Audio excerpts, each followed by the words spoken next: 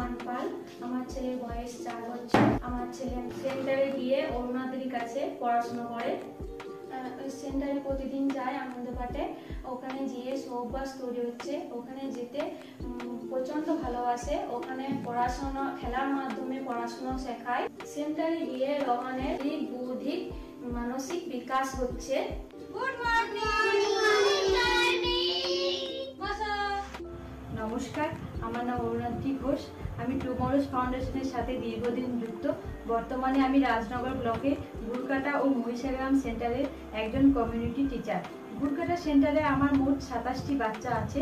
তার মধ্যে রোহান পাল নামে একটি বাচ্চা, যখন সে প্রথম সেন্টারে আসে তখন তার বয়স অনুপাতে শারীরিক, মানসিক ও বৌদ্ধিক বিকাশগুলি তেমন ঘটেনি।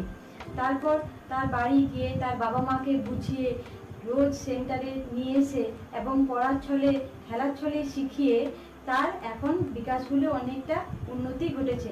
আমি আশা রাখছি ভবিষ্যতে তার সমস্ত বিকাশগুলি আরও উন্নততর জায়গায় পৌঁছে যাবে।